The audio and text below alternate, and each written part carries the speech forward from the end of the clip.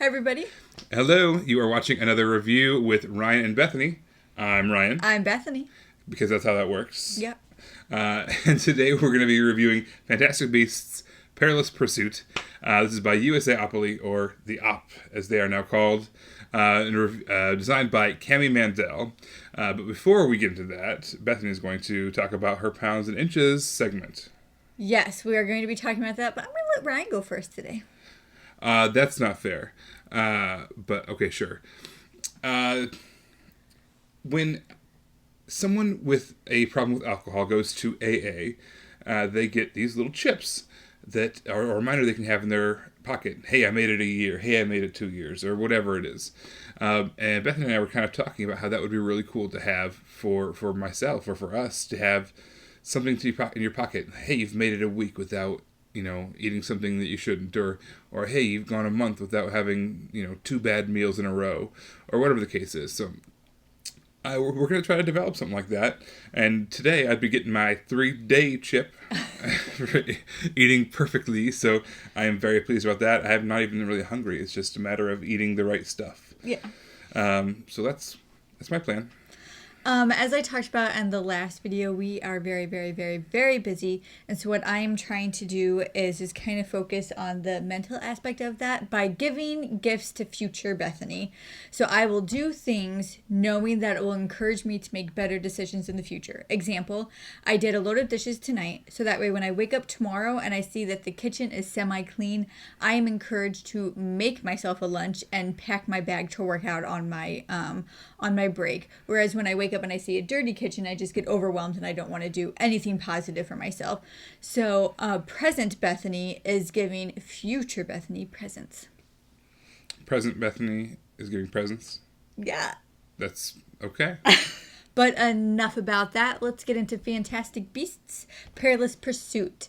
Side note, we'd been calling it Perilous Pursuits up until about a half hour ago. We think it's an alliteration thing with it being beasts and pursuits. But anyway, let's get into this game. This is a cooperative dice rolling game where you are trying to capture all these beasts that escaped. And so you can play like new or queenie, and you roll these dice, and those dice determine what you can do and how you can get, and all of see, it's just not fun when I do it. Let's have Ryan show you how it plays. Fantastic Beasts Perilous Pursuits is a full cooperative dice game. What you're trying to do is you're trying to capture 5 of these fantastic beasts that have escaped from Newt's suitcase, if you're familiar with the Fantastic Beasts series at all. So there's 4 playable characters. Right now we're looking at Newt. Everyone has kind of their own special abilities. Newt in particular is good at capturing.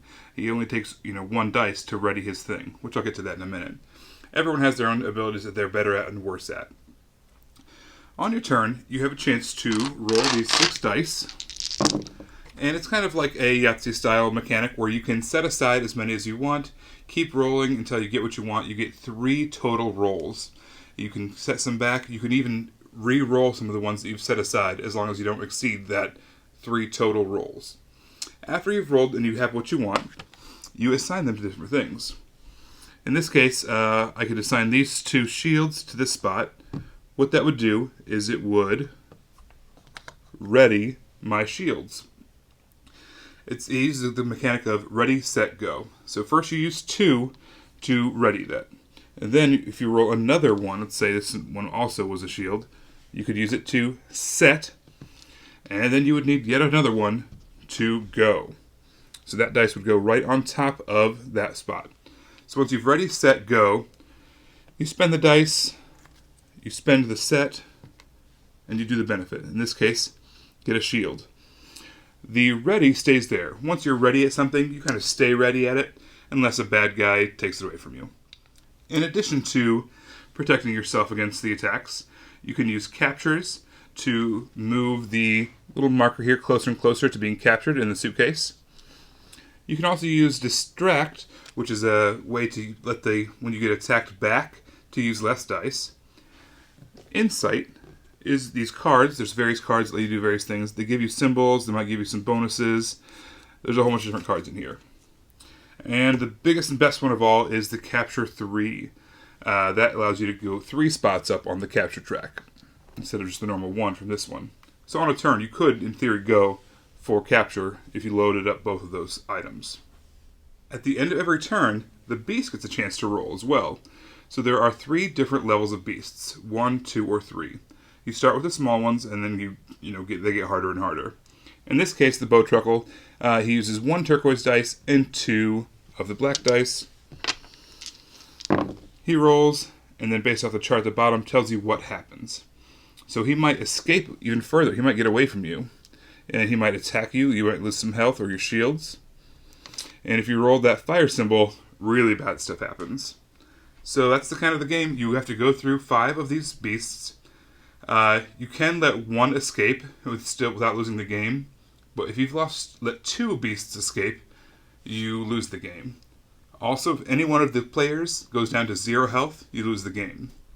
So in order to win the game, you need to capture 5 beasts without letting 2 escape. When you do defeat a beast, they all get a little bonus. In this case, the Bowtruckle says you get to draw a card. So there's all different bonuses that might give you once you've captured them. Also on your turn, once you have something readied and set, you get the chance to share dice with other players. But they have to also have everything ready and set. So one of the things that I really like about this game, and I hope you were able to see it through how Ryan was showing you the playthrough, was the components. Your player board is this really thick cardboard. The little chits that you have that go into your player board are really nice and thick, and they fit in there perfectly. And so I just really like the component quality of your personal player board. I thought they did a really good job with that. Yeah, I thought the dice were great. They're nice and big. They're clear. And also, I thought it was kind of neat how the dice, all with the same symbols, did one thing on your turn and another thing on the beast's turn. And even different beasts had different things that they would do. I thought that was really cool. That they didn't have their own set of dice. It was just the one set of dice for everybody. Exactly. Yeah. I like how this game ramps up. So when you first start, you obviously don't have anything ready. And so you're just kind of trying to build that up, but you still have to capture this beast. It's really neat because the beasts aren't as difficult, so you have time to build up.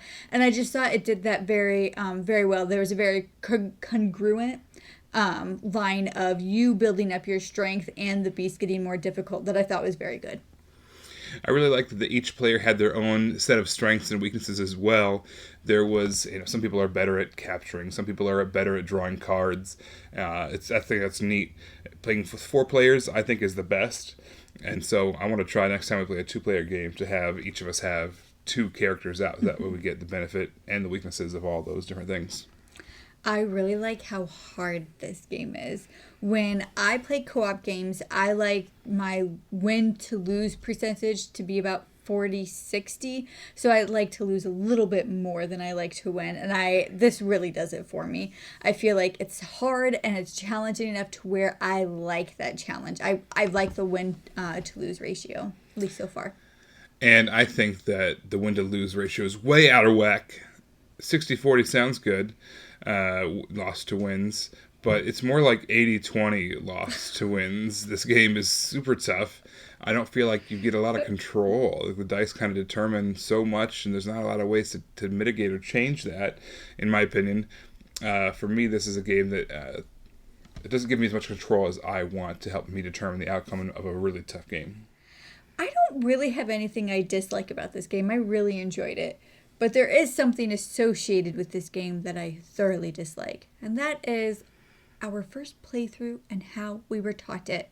So we bought into all the hype when we were at Gen Con, and we weren't sure if this was going to sell out, but, we're at Gen Con, so we're buying games. And this is one of the games we want to buy, so we buy it.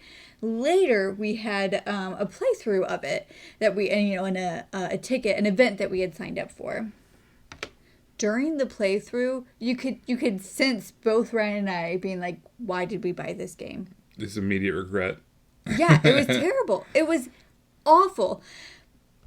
I don't know how you guys get your volunteers at Gen Con, the app, but you need to screen them a little better. It was awful. We immediately regretted buying this game. Immediately regretted buying this game. When we came back and we tried to play it again, not only did we find out that the game was taught to us so wrong, it was essentially 2 different games with the same components. I really like the game now, but if it were on that first play, we would not have bought it. Yeah, it was. We lost track of how many rules that were taught to us incorrectly, and it changed the game for the worse. It was just bad news. So my opinion is, I think this game's a lot of fun. It is tough, and it is, a little bit outside of what I like in my control levels. But it is a game that I enjoy, and I will keep on playing. Yeah, I really enjoyed this game. I thought that the level of difficulty and how long the game took were really nicely paired together. I can understand if you play a 2, 3, 4 hour game and you still lose, even if it's a cooperative game. Like, that would affect me a lot more than playing a game that's under an hour that I lose. I like the challenge of that, and I don't know. I like the time of how difficult it was to how long it was. All right, so we have a whole lot more Gen Con release games that we are going through and playing, getting ready to review, as well as we have our Spooky October coming up.